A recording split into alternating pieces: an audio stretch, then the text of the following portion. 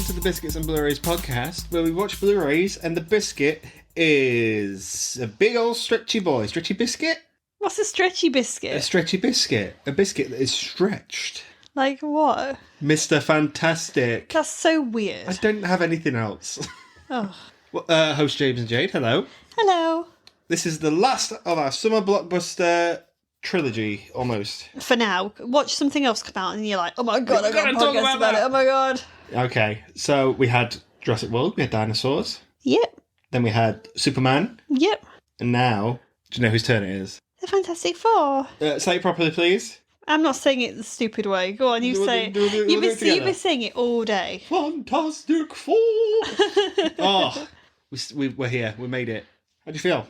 Yeah, we did it. Yay. So last night, we were like, okay, what should we watch? We usually watch a movie, and we decided to watch Fantastic Four, old Fantastic Four. Yeah, I had never seen it, so James was like, you're watching this. You are unfamiliar with the work of the Fantastic Four, is that correct? I am, yeah. Because you've got a bit of a baby brain at the minute. Yeah. And you don't know who any of these people are. No, and I'm really suffering with it, guys, by the way. But you're doing really well, sweetie. Thank you. Mm-hmm. So yeah, we watched that yesterday, and that film is not very good. I didn't like it. There was elements of it I liked in the fact that it felt very comic booky, if you know what I mean. It felt a bit Sam Raimi-esque in places that I quite liked.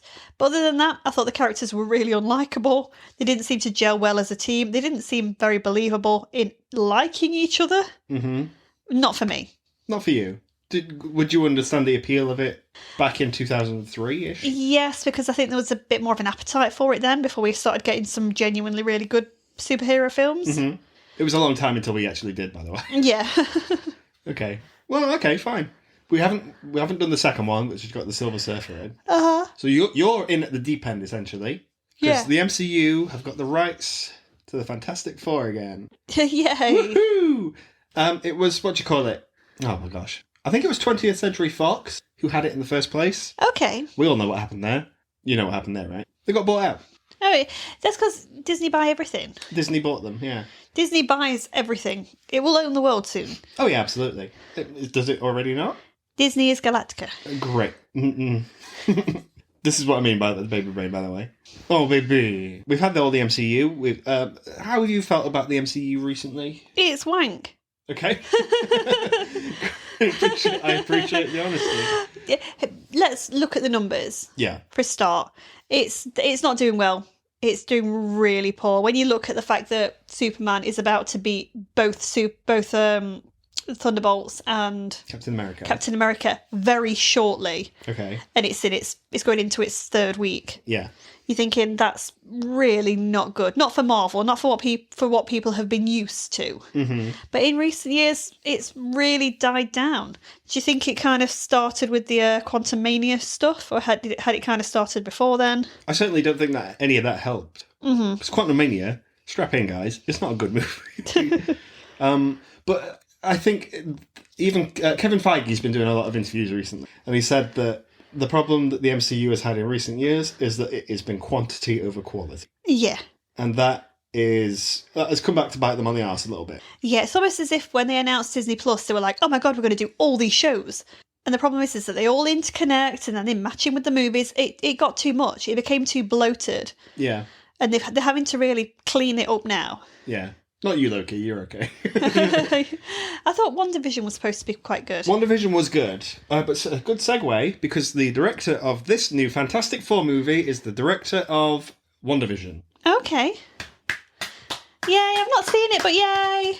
It's good to see people get work. WandaVision was good until it wasn't, for me. Okay. There's something that happens quite late on in that show where I was like, well, that's just gone against everything you were doing, and you've ruined it, essentially. Okay. But I didn't mind it. As a whole, WandaVision is pretty good. It has an aesthetic to it. Which is what this movie has. Which this movie has in abundance, thank you very much. It's beautiful. We're not going into spoilers as of yet, but we will be doing quite later in the episode. We'll give you a clear cut-off point when we are talking about spoilers. But we can talk about the aesthetics of it. Yeah, because it's a giveaway in all the pictures we've had, all the trailers we've had. Mm-hmm. It clearly shows its setting. And it's fucking beautiful. It's wonderful. It's set on a different... We've gone in a different dimension. So this isn't the dimension there that Tony Stark, Thor, any of that people live in.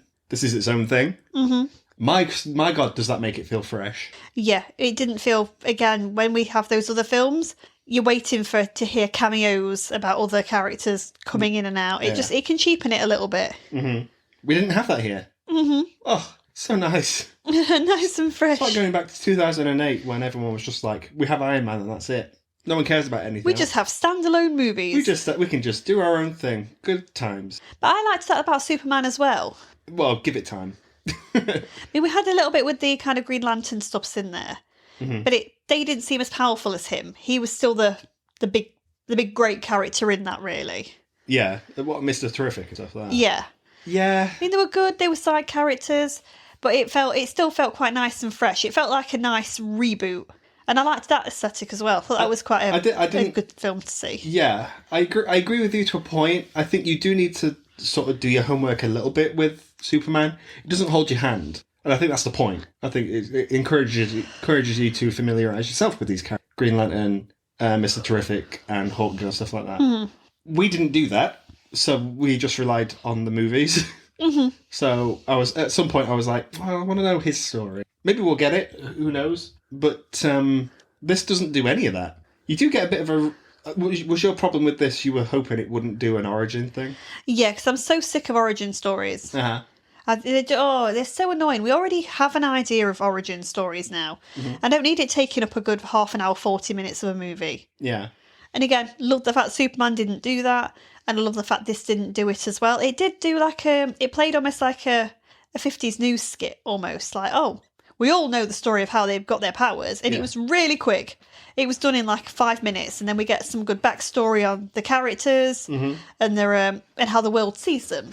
And it was great. We went to see this in IMAX, and it was very immersive.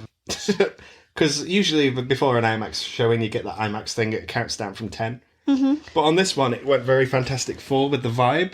Like, the aesthetic of that matched the aesthetic of the whole movie. Yeah. Played the theme tune and shit, and I was like, I'm already hooked. I turned to my left and I saw you just absolutely grinning your face off. I was scoffing popcorn. I thought, he's hooked. He's gone. Yeah. You'd lost me for 2 hours and a bit there.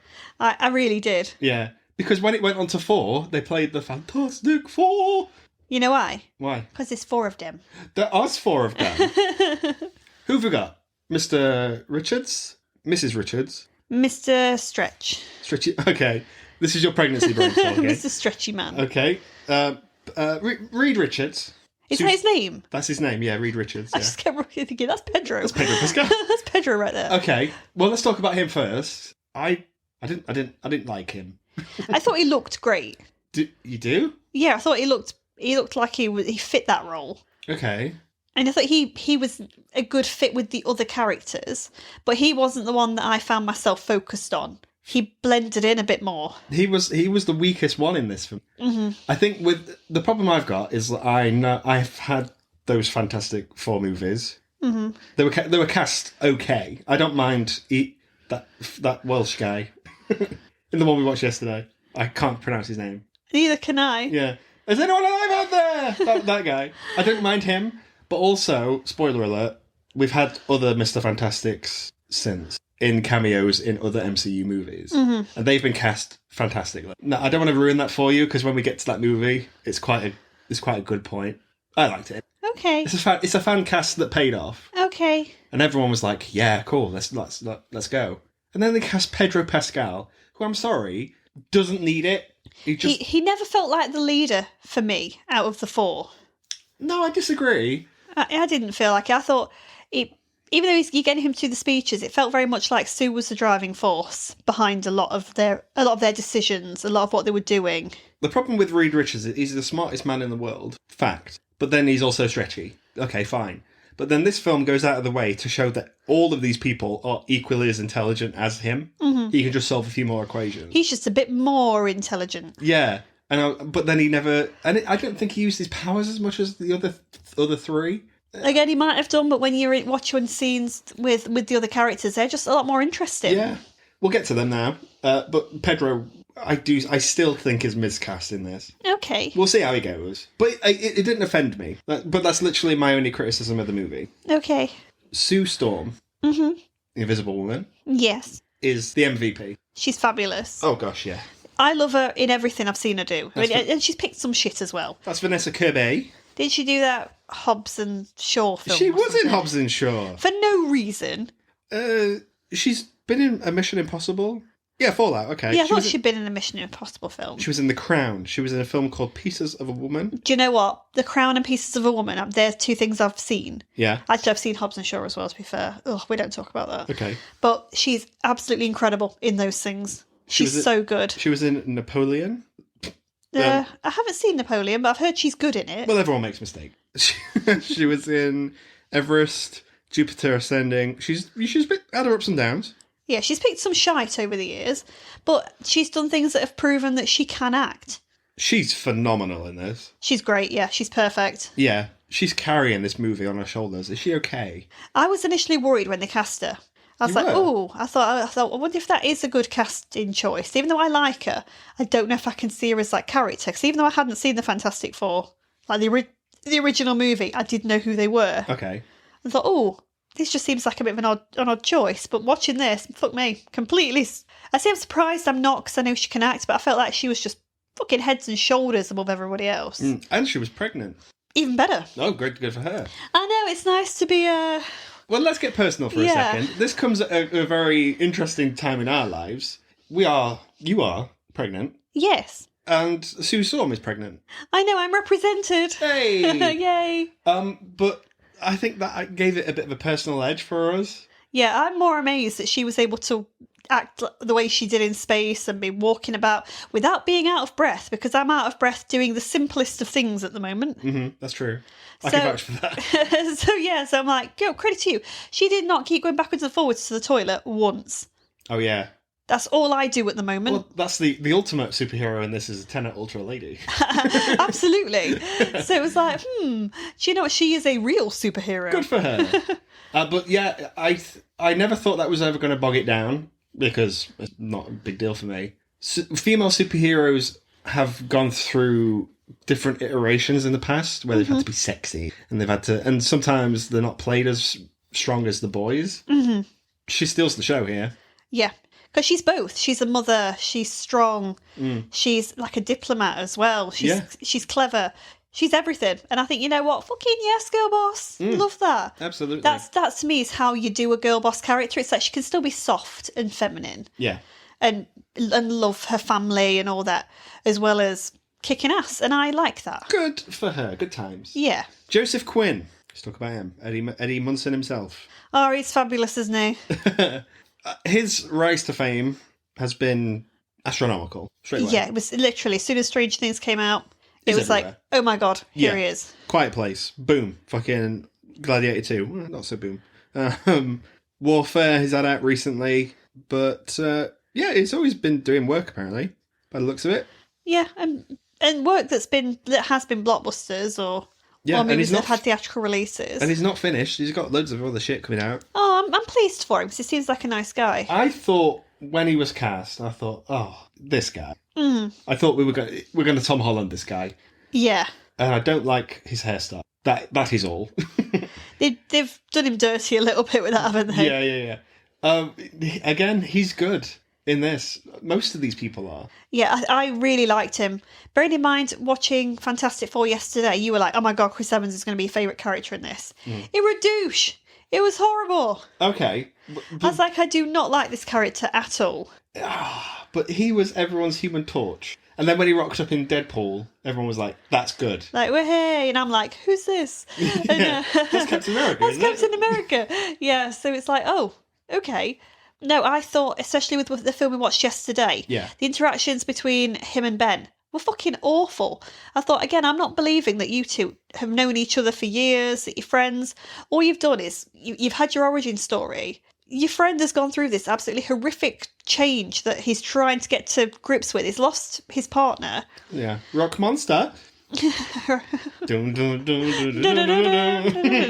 And all you're doing is just ripping him all the time. And it's like, it comes across more as bullying. It's not friends. It's not banter. It's not friendship. It's fucking awful. If you think that's bad, you should see how Michael B. Jordan talks to Jamie Bell.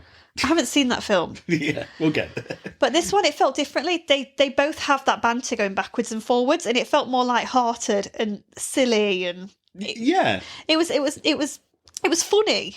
It was quite nice to watch. Yeah, and I thought you genuinely still got the idea that these characters had a connection, which I really liked. So I thought, you know what, you've made that character really likeable for me now. He didn't just come across as a bit of a womanizer, which they really played into in the other film as well. Yeah.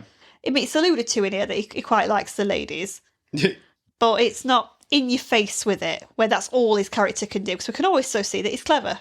Yeah, he's very clever. And we see that we actually see him decipher messages and things like that. He's pretty good. They're all smart people. Yeah. But I feel like they played into stupid stereotypes with the original film. Yeah, but yeah, I don't think he stole the show for me as much as Sue Storm did.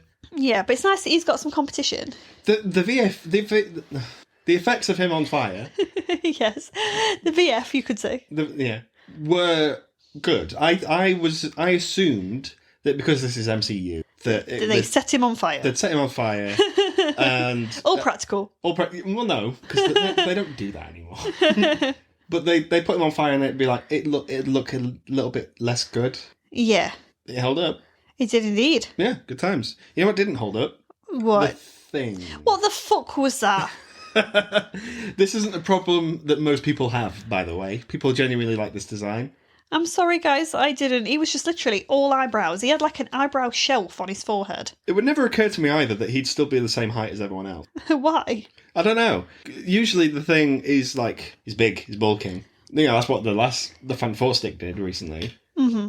I don't know, I just never would have assumed, it's just a guy that turns into rock. And he bulks out, but he doesn't grow. I didn't need him to grow so much because I've seen enough gentlemen that when they're on the steroids that they bulk out, but they do not get any taller. Okay.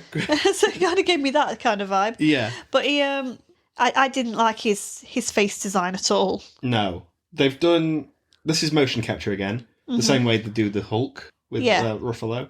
This is Ebon Moss Backrack. I think that's how you say his name. Okay. The Bear. He's been in The Bear recently. Quite a really good actor. This is the first thing I've seen him in. Just quick thing. Mm-hmm. Played it well. He fit in with everyone else. Yeah. And again, he had some nice kind of backwards and forwards vibes going on. Again, he was believable as being a part of that group. Yeah. Yeah, as a four, they're completely charismatic. Yeah. A little bit too much. Yeah, there was a scene particularly at the end that you liked. There was? Which one? With the seat. Yeah.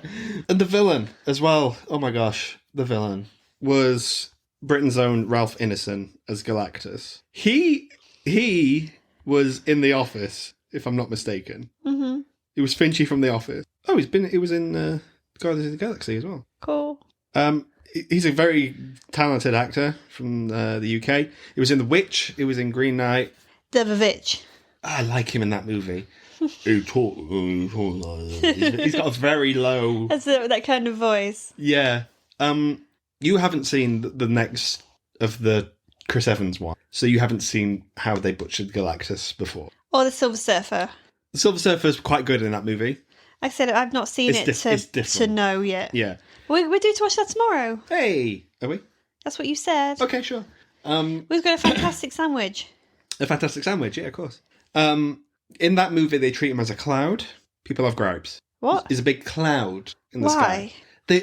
Back in the day, people had the thing of the clouds. That's weird. They do it in Green Lantern as well. The Green Lantern movie when everyone's a cloud. Do you know what? I saw that when it first came out of the cinema, and I've never seen it again. Oh, okay. That's probably a good thing. We'll get to that eventually, I'm sure. Oh. But, did you like the villain in this? I thought the build-up with him was particularly good. Yeah. I thought the end with him when he arrived on Earth, he looked massive. Yeah. But I don't know why I needed a bit more from him fucking things up. I don't know why, but I feel like I did need a bit more from that. But I thought that his design was very, very good. Okay. You did get that element of scale, very much like you get with the Godzilla movie. Oh, yeah. That was particularly good with the scale of how big that giant lizard was. It never occurred to me that he's the eater of worlds, Pennywise style. Mm-hmm. And he's just doing it because he's hungry. You know what would have helped? That Snickers from Jurassic World. It would, yeah. That snake has caused us so many problems. You're not you when you're hungry. You have that. Oh, that's good. Do you know what? They could have defeated him with that penny from Final Destination. They could have just slapped it off their spaceship and off it'd go. Yeah. It'd have been fucked. Problem solved. You can solve a lot with that penny from Final Destination. That is true, yeah. Use it against all your enemies. I loved him in this. Even though he wasn't on screen as much as you would have liked, I thought he was a presence that he was just always there. Like, he's on his way. Because I thought that build-up was good, to be fair. Every now and then, it'd be like, right, he's coming to Earth, and he'd be like, the news reports would be like, Galactus has just reached Mars and Jupiter and stuff like that. I don't know which one's in. Jupiter then Mars, sweetheart. Jupiter. So he's on his way. He's a force to be reckoned with, and I genuinely couldn't find a way that they were ever going to beat him, because he's fucking huge. He's massive. He's a big boy. I loved him. I thought he was great. Best villain we've had for a long time. Oh, yeah, easy. Yeah, that's not exactly hard, though, is it? About to say, how many villains does the MCU genuinely have that people care about or know? Loki, Thanos, That's rest. Silver Surfer's in this, though. She heralds your end. She's heralded everything. She heralds Galactus. She bellend. She's just here. She herald. She herald and she fuck off. What does herald mean? It'd be like Hark the Herald Angels Sing. She's delivering it. She's delivering the news. Oh, okay. She's heralding that you fucked. She's a town crier, essentially. Basically, hear ye, hear ye. Hear ye. Galactus is on his way. Big boy's hungry. He's hungry and you're fucked. She was good in this. That's Julia Garner. You're a fan. I love Julia Garner. Why? Because I think she's great. I've seen her in quite a few things now, and I think that she always knows what she's doing. The only time she's ever had problems has been when I think the writing's not been great. Okay. But like I said, I think she is top notch, and I can't wait to see her in Weapons next month. We saw her in Wolfman. Yeah. She's in that Rosemary's Baby thing, which is called Apartment 7A. She's the best thing in that. Okay. But yeah, she has Weapons coming out soon. It should be on people's radar, that movie. I hope so. I think that it's got quite a lot of buzz around it now. Yeah. It's a horror, though, so maybe not on most people's radar. Keep an eye out. I'd like to think so, because I know Longlegs did quite well. Like, that got under people's skin. I'm hoping this can do something quite similar to get people in. Yeah. It'll be a better film. Although, saying that, I enjoyed Longlegs. So if you say Weapons is good, 2 of her 3 movies out this year have been pretty solid. Mm-hmm. Good for her. Yeah, good for you for having that, because all Marvel are going to get to say is that one film out of the 3 we've brought out has been any good this year. Yeah. I don't even know what's next for Marvel. Oh, that's sad. The story, action-packed. Did you like it? I did like it. I didn't feel like it was as action-packed as you might think. And you did get a couple of, again, they go back to the old kind of news reporting style things, which montage a little bit. Mm-hmm. But I quite liked that. That was a complete vibe for me. I live for that kind of era. I think it's great. Yeah. And then we get a little bit of action. But I don't like action scenes that go on for about 10 hours. And luckily, we don't get that with this. We only really get 2 action sequences, really. Are you including the space stuff in that? That's one, and then the one at the end. I was talking about the stuff at the start. It goes a bit montagey at the start. Yeah, that's not to me is like massively action packed. Oh, it was for me. Okay, apart from those latecomers that walked past us, so I couldn't see most of it. Yeah, I thought that was quite action packed. Maybe that's why you missed it. It's because there's people... Maybe, but then it's a bit no different than like the Zero to Hero song in Hercules. It's there for all of like 30 seconds and it's off. Yeah, not long enough, essentially. Zero to Hero. No time pass. Yeah, they are... The Fantastic Four are already established in this universe, which is always good for them. And then... But do you think they're putting too... The rest of the world is putting too much on their shoulders? A little bit, yes, because they have a decision to make. Yeah, we'll talk about later on in the movie, and the rest of the world are like, ooh. Yeah, that's what you're going to do, guys. Bit awkward, isn't it? Yeah. Yeah. Silver Surfer rocks up, is like, I herald his beginning, I herald your end, I herald his The angels sing, yeah. Yeah, the angels sing. And then, essentially, it's a race against time before Galactus rocks up. And what can we do to fuck him up to leave us alone? Yeah. It's quite a simple story. To be fair, as MCU movies go, it's quite a short one. I love the fact there was no fucking multiverse and all this sorts of bollocks going on. Give it time. We'll talk about it. Yeah, it's simple. It's effective. It looks great. Oh yeah, it's beautiful to behold. Yeah, everyone's doing well. Even Pedro is miscast, but he's doing okay. Yeah. Yeah. I've got no criticisms apart from one, and that is it. Oh, I'm glad that you enjoyed it. I've seen quite a few reviews on Letterboxd now where it's creeping up now. It's got 3.7. Well, it's out for the public now. So the public are clearly enjoying it. Same way that it's kind of happened a bit with Superman. We were in a packed screening where... Oh, God, it was absolutely rammed, wasn't it? It was warm in there. And I've not been in a screen like that in, I think, since the summer... Was it of 2019? I don't know. When we were hit with all those movies. Oh, like Endgame and... Yeah, then we got all those Disney films as well. So it felt like it was such a huge summer for all these blockbusters. It's been quite nice for us for these last few weeks where we've been in packed cinemas. Where everybody's been excited and there's been a buzz around the movie we're watching. What I will say is that the people who own the cinema, if you are in a packed showing of a film, the amount of bodies in there will raise the temperature of the room. He was so sweaty. Jesus Christ! There was a person down from me just fanning herself the entire movie. Everyone was sort of like, ugh. And because it's a good film and I was invested, I was like, yeah. But I didn't want to do that too much because I knew I'd be sweating my tits off. Are we going to see this again? We haven't done any repeat viewings this year. That's a lie. Sinners. There you go. But Sinners was... Mr. Liar. Yeah, okay. But Sinners was fucking good. Are we going to want to repeat view Is this the one? I don't think so. I think I got everything I needed to out of this straight away. Maybe not. Maybe you want to watch it again. Who knows? Who knows? Not me. You've given it your second highest rating film from on Letterboxd. Oh, so far. It's the second best film of the year, yeah. We've got good. Wicked yet. I'm hoping Wicked's good, but obviously we know Act 2 is a bit of a... Better than Space Jam? Yes. I agree. It's the best Fantastic Four movie.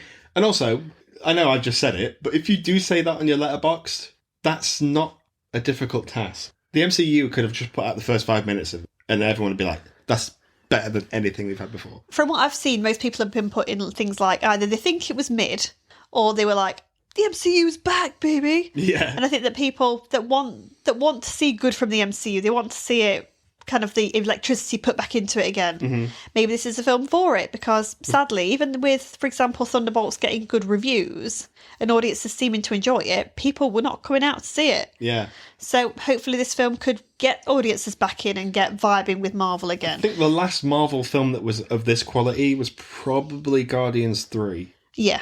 Because it got people talking. Deadpool, no one talks about Deadpool anymore. I think that hasn't helped because of Mr. Reynolds and his private business being slashed all over the tabloids. Well, Hugh Jackman's private business as well. Yeah, both of them have had quite a lot of negative publicity, and I don't think that's helped the films. But also, I just think that film's aged quite horribly already. Yeah, I think so too. I think I'm kind of tired of Deadpool. I think we all are. I just want to see something different now. I'm kind of fed up of the same of Ryan using the same humour all the time. Yeah. I want to see something a bit different now. And this just felt like a complete breath of fresh air. Like I said, I love the aesthetic of it. I thought that was so clever. Yeah. And also it made me think of its kind of 60s origins a lot more. And I loved that. I agree. I'm right there with you. Yeah. Top notch. We're going to talk about spoilers now. Yes, this is a spoiler cut-off now. So you have had your time. Thanks for tuning in. But if you want spoilers, you have until this soundbite plays. Beep. Okay. That was me. That was you. We're in our spoiler talk now. Yeah. So spoiler talk. Let's go. Galactus. He's after one thing and one thing alone. He's the eater of worlds. He's the eater of worlds, but one thing will stop him eating a world, and it is baby. Yes, he's a bit of a Rumpelstiltskin kind of character. I want your firstborn child. Well, the film delves into it a little bit because Reed and Sue obviously have superpowers, and they are with child. Yeah. So they're unsure whether that child will also be superhuman. Yeah. It turns out yes. But we all could have seen that coming as well in the ending scene. It's like we all knew that the baby was going to have these magical powers to somehow make the impossible possible. But that's what makes this film nice, and it's very family friendly, and that baby's so cute as well. All the way through, I'm looking at you going, "Oh, that baby's cute." Yeah, but Galactus is like, "Okay, give me that child. I want that child, or I'm going to eat Earth." And the Fantastic Four are but like, no. As soon as they go back to tell the world this, the world goes, Well, that was stupid. Well, not being funny, I just wouldn't have told them. You could have saved a lot of time. But they're good people. I just said, no, we didn't get to talk to him. We tried to negotiate and then we came back. Yeah. They could have saved a lot of time by just missing that little detail out. So it gets to the point where they are the most hated people on the world because they've not given up their... Yeah, because I think on the grand scheme of it, when you think about how many people and children live on the earth, one child to give up, obviously them giving up their one child in order for the rest to all survive, it seems to a lot to be a very easy equation to be like, oh, well, that makes sense. Yeah. However, that ain't going to stop Galactus, I don't think. But it does say afterwards, because they say, no, you're not having him. And they're like, fair enough, I'll devour your world and I'm going to take your child. I'm going to do both. I'm going to get what I want, essentially. Yeah, ultimately, you're still fucked. Yeah. So it's one of those things, but I think now, especially with me and you about to become parents, we were like, if someone wanted our baby, they can fuck off. No. Changed our view, didn't it? It did, yeah. Vanessa Kirby comes out, though, and she's like, I wanted to introduce you to our child, because these are celebrities. They're not just superheroes, essentially. You know, they're selling magazines. Yeah, I think it also linked in quite well with the fact that just because you see a celebrity or you follow them on social media or you see them in magazines, etc., you may think you know them, but you don't know them. You don't know who they are as people. Yeah. So you can't just be judging all the time sometimes. So I thought that was quite good because it's like, oh yeah, I'm introducing you to my child. You know me, but you don't. And I thought, you know what, I fucking love that. Yeah. It's quite a good... It's a very good speech that she delivers. And she sort of sways everyone to be like, well, yeah. She says a line that she's like, I wouldn't sacrifice my baby for the world, but I also wouldn't sacrifice the world for my baby. Yeah. And I was just like, oh, Vanessa Kirby. Oh, you're a queen. That speech. Good for you. You're beautiful. I really enjoyed that. When Galactus does rock up in the end, and they have this big thing, it never occurred to me that the Silver Surfer was going to rock up and ruin it. Why? I thought everything was going to go well. It was going to be too easy. I thought because basically they decided to build these like space gates. Yeah. To try to move the Earth. To move the Earth out of the way. So effectively, if Galactica can't find them, Galactica can't find the Earth, then he can't come after it. Yeah, if he doesn't know where it is, he can't. Exactly, but they need all these different space gates to work all over the world. You can't tell me that all of those gates would have all been working at the right time and all been switched on properly. And no. This is where you mentioned the London Olympics. It was like, no. Do you remember when all that was being built? Everything, nothing I know actually runs on time properly. Yeah. The amount of time fucking internet's down somewhere. I don't think so. Yeah. There's quite a good message of unity in this as well. It's like we all have to work together to stop Galactus killing everyone. Yeah. You know, turn your lights off. I like that. Yeah, everyone in the Earth has to do it. Yeah. Good times. No gripes there. Obviously that doesn't work out because the Silver Surfer rocks up and is like, no. No, I'm going to take out all the energy fields you've spent ages and all this money and resources into building. Fuck you. But I liked her backstory. You understood why she was doing all this? Yeah, that she got a vested interest in it. It was like, no, I'm not doing it for shits and gigs. Yeah. She's been compromised, essentially. Yeah. Was that necessary for this film to be a success? No. Did I like it? Yes, I did. Does the Silver Surfer have to herald his coming? Stop heralding stuff. Because you've just given them a warning that he's coming, or is that something she does because she feels guilty? She can do other things without him. She doesn't need him. I think in the stretch of the comic, she's had her own things. It's just that she has a purpose with Galactus, maybe. But also, it'll be funny, if you have to pick the worlds for this bellend to eat, why pick worlds that have got life on? I mean, that's a good point. For example, so they say, well, how was this Earth? Well, how was Earth chosen? And she's like, I chose the Earth. But why? Why not choose Mars that has no life on it, as far as we know? Yeah. I mean, for example, they're not going to pick Jupiter or Saturn or anything like that, I wouldn't have thought, because they're gas giants. You're not going to get much out of them. Yeah. But the likes of Mars, that is example, fucking Neptune. No, Neptune, I think Neptune's gas as well. Science. Maybe you could have fucking picked any other planet. Maybe Galactus needs. Pick Venus. Venus is completely fucked. Go for that one. Maybe he's going for minerals and shit. Like it's carbon. Humans are made of carbon. Is that right? Am I being right in that?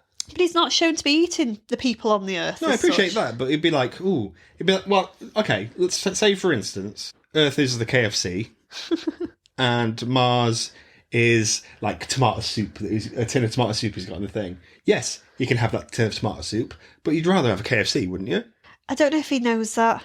So you see, basically, you're looking at Venus and you're like, you're a fucking tin of soup. If you're going to do it... But you, Earth, you're a KFC. But if Silver Surfer went, and there's a KFC here, he'd love her. But obviously, knowing what happened to her own world and the threat she's had, and she's had to watch this happen at other places as well. Yeah.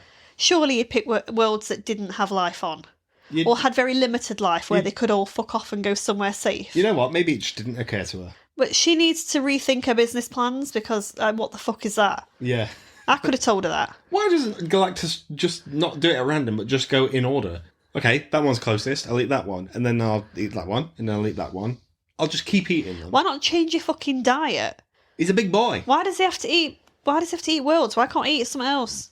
I would have liked a bit more info about him. Because he does say at one point, I started out like you. And I'm cursed, so effectively that's why he's looking for... Yeah. He wants a successor and he picks it with Sue and... How'd you get so big, Galactus? How'd you start off with that? Do you eat a bit... You eat all your greens. And you turn into a big boy, James. Ho, ho, ho. Green giant. This universe has a subterranea. Mm-hmm. This is people living under the ground. Well done. I'm very smart. Not quite as smart as Reed Richards, but we'll get there. Who's that? The main guy, Pedro. Oh, okay. God. So we do get a secondary villain in Mole Man. Mole Man has nothing to do in this. It's just you get like a bit of a sketch thing that's on TV, like Mole Man fucked up and then he got sent away or something. Mm-hmm. Then they brokered a priest deal with him and that was it. Yeah. It's all of like 2 minutes. But he hates the Fantastic Four, but he loves Sue Storm. As we all do. Oh, correct. Yeah, we get it. He's played by Paul Walter Hauser, an actor who was in I, Tonya. He was in Black Klansman. He's in the Naked Gun movie that's coming out soon. Yeah, I think I'd seen him in trailers. He was also in I Think You Should Leave, which is a sketch show that we like. You especially. Yep. As soon as he rocked up, I was like, this guy is not as good as Jamie Tucker. It's important that people know that. Okay. I didn't love him in this. He didn't really do anything. Yeah, he didn't have anything to do. He was just there. Yeah. But he's a big Fantastic Four villain in the comics, though. Maybe he'll turn into one, but I think from the sound of it, they've got other bigger fish to go for than him. The problem is now, I think, that there's only one other villain that the Fantastic Four face more or less every time. Galactica. We've dealt with him. He's gone. Right? What if he comes back? Well, that's always an option. They don't kill him. He could always come back. However, there is one that is cast, and that is Doctor Doom. Doomsday. No. So the film will be called Doomsday. Who is Doomsday? Doomsday is a Superman villain. That's no one. Doctor Doom is called Victor Von Doom. Why is it called Doomsday? Because it is Doctor Doom's Day. Oh, okay. It's all very confusing for me.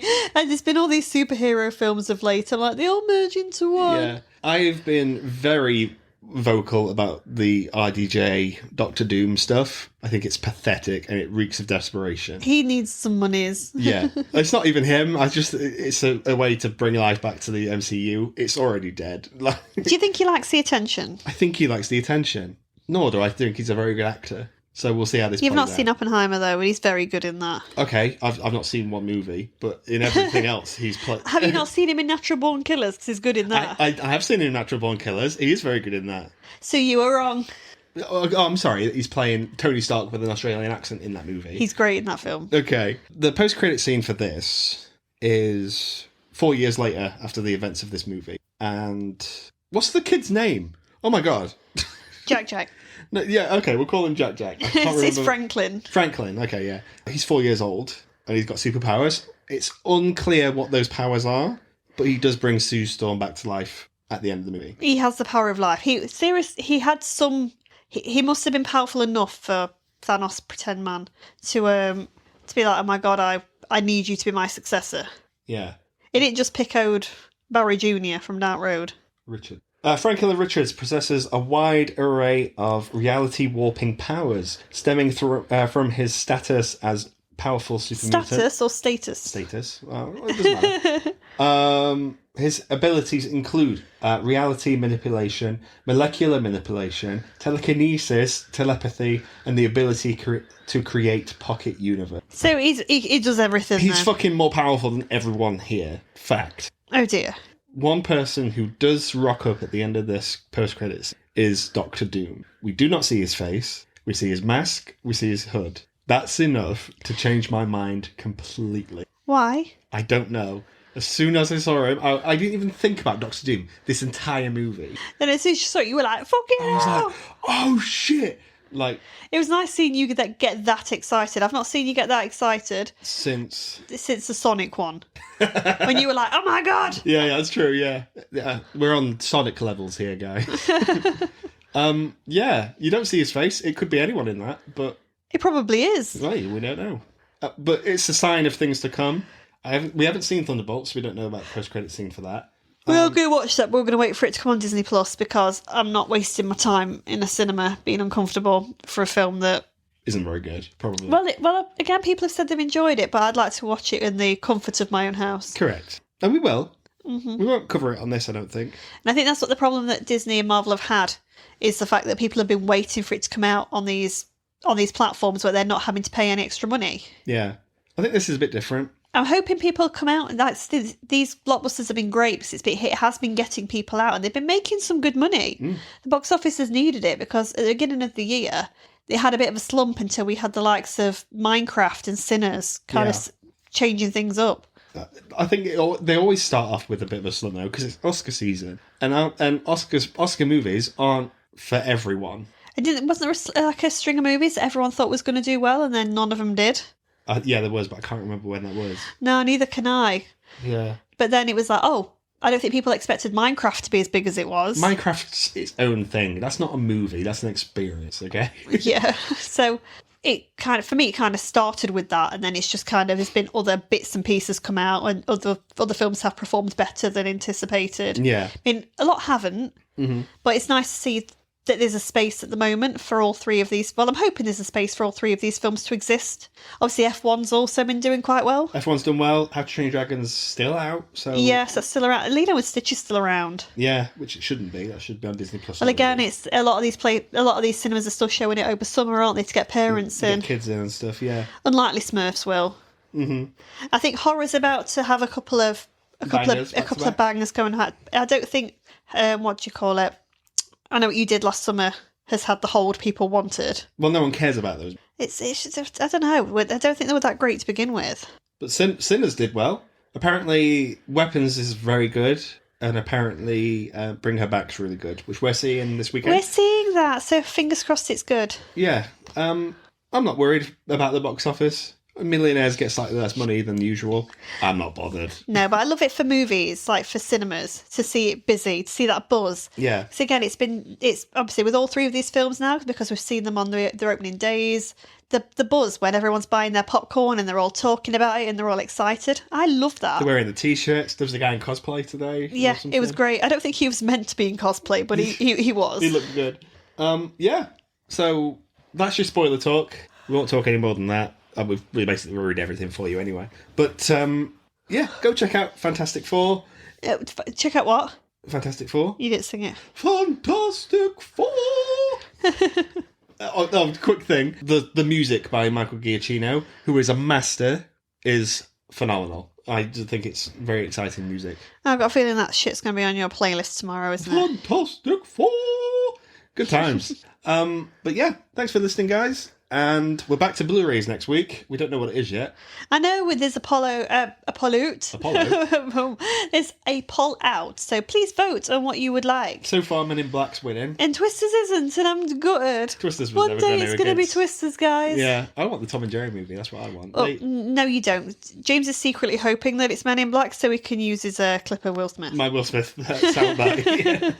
But yeah, tune in next week. Fantastic Four, First Steps. Better than Space Jam, confirmed here. And only here. See you next week. Bye. Bye-bye.